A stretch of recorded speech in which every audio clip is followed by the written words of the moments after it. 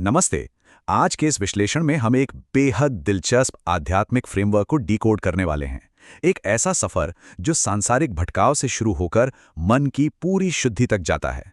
बिना किसी देरी के चलिए सीधा शुरू करते हैं और देखते हैं कि ये प्राचीन ज्ञान आज के समय में हमारे कितने काम आ सकता है।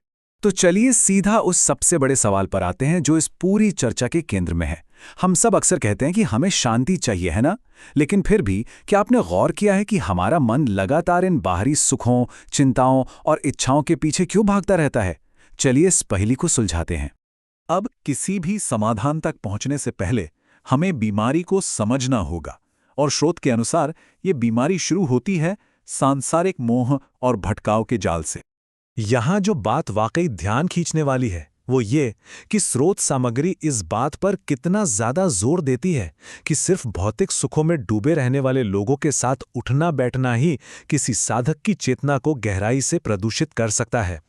ये सिर्फ कोई गलत काम नहीं है, ये एक ऐसा संक्रमण है जो धीरे धीरे हमारे सोचने समझने की पवित्रता को ही पूरी तरह मलिन कर देता है।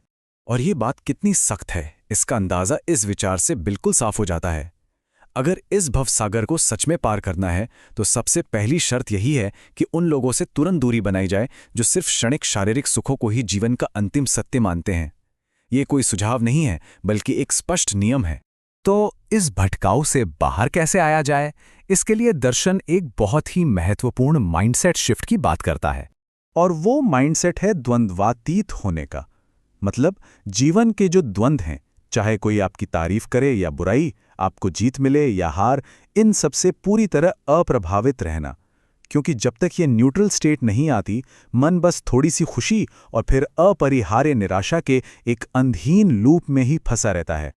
इसे बिल्कुल शांत और साफ पानी की तरह सोचिए।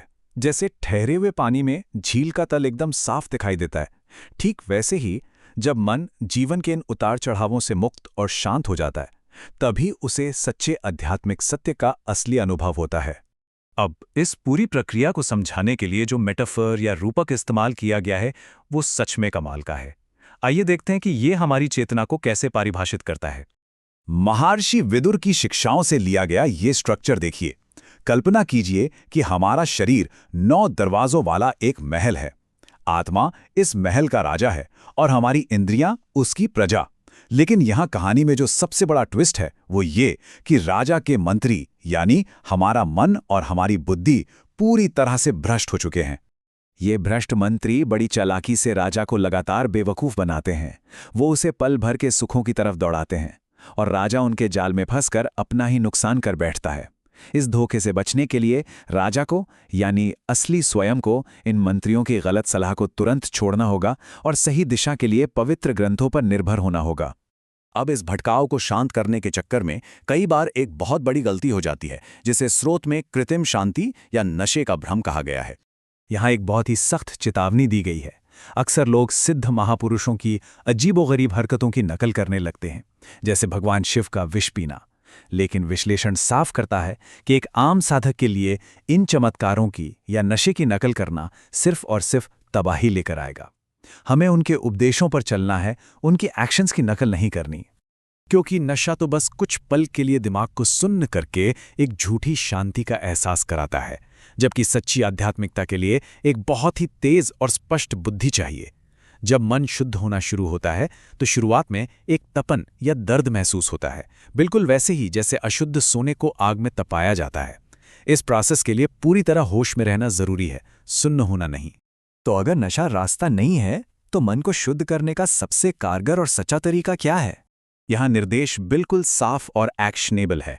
लगातार बिना रुके की जाने वाली भक्ति। इसमें ईश्वरीय नामों का निरंतर जप, अपना पूरा ध्यान वृंदावन जैसे पवित्र धाम पर केंद्रित करना और शरीर की विलासिता की मांगों को छोड़ देना शामिल है। जब फोकस पूरी तरह से ईश्वर पर और समर्पण पर होता है तो मन के वो भ्रष्ट मंत्री अपने आप हार मान लेते हैं।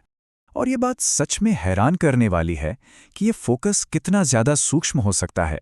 दर्शन कहता है कि अगर मन की आंखों को वृंदावन के किसी एक पत्ते या लता पर भी पूरी तरह टिका दिया जाए तो वो भी इस भटकते हुए अराजक मन को पूरी तरह से स्थिर करके परम मुक्ति की ओर ले जा सकता है।